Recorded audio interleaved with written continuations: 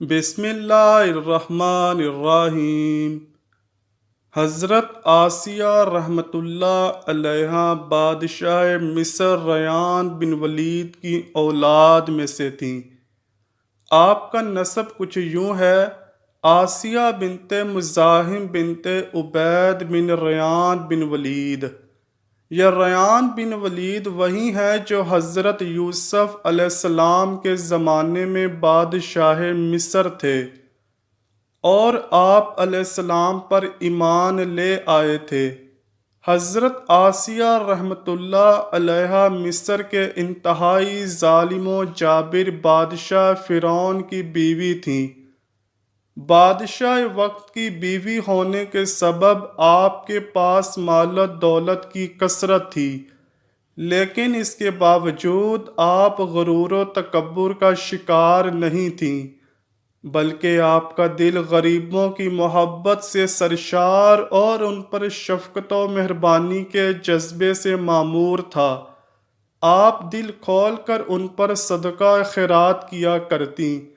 فرعون چونکہ لوگوں کے ساتھ بہت ظالمانہ سلوک کیا کرتا تھا، اس لیے آپ اس سے سخت بیزار تھیں۔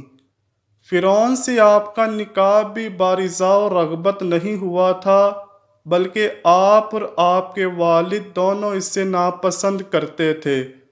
فرعون نے بادشاہت کے زور پر جبراً آپ سے نکاح کیا تھا، لیکن اللہ پاک نے آپ کو اس سے محفوظ رکھا اور وہ آپ کے قریب آنے پر قادر نہ ہوا، اس لیے آپ کی کوئی اولاد نہیں تھی۔ اور جو بعض روایات میں فرعون کی ایک بیٹی کا ذکر ملتا ہے، ممکن ہے یہ لڑکی لے پالک ہو، یعنی کسی دوسرے سے لے کر پالی ہو۔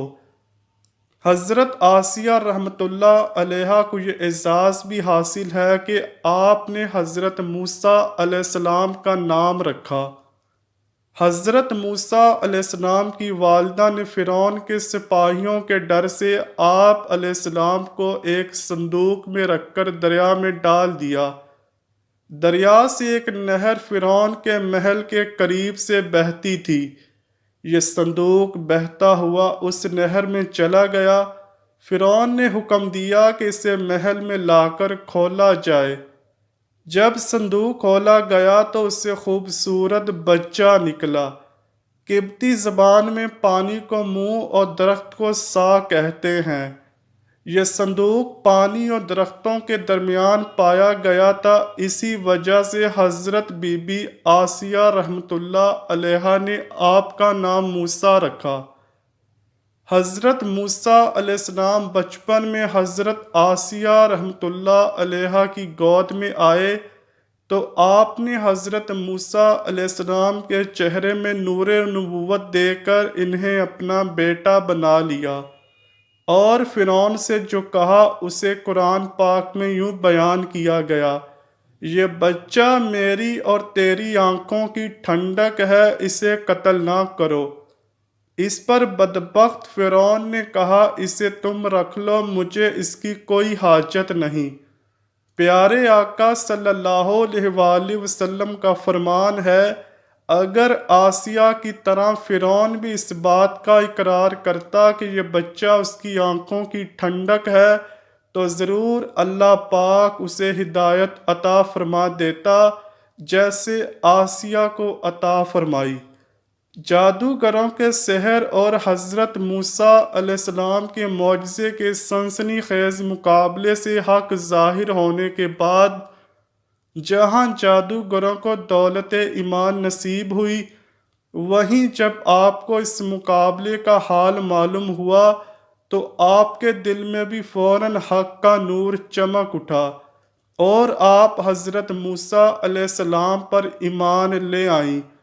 حضرت آسیہ رحمۃ اللہ علیہا کی ایک بہت بڑی فضیلت یہ ہے کہ آپ جنت میں پیارے آقا حضرت محمد مصطفیٰ صلی اللہ علیہ وآلہ وسلم کی زوجہ ہوں گی۔ چنانچہ مروی ہے کہ جب ام المومنین حضرت خدیجہ الکبریٰ رضی اللہ تعالی عنہا کے مرض وفات میں سرکار عالی مقام صلی اللہ علیہ وآلہ وسلم تشریف لائے اور فرمایا، اے خدیجہ، تمہیں اس حالت میں دیکھنا مجھے گراں گزرتا ہے، لیکن اللہ پاک نے اس گراں گزرنے میں کثیر بھلائی رکھی ہے۔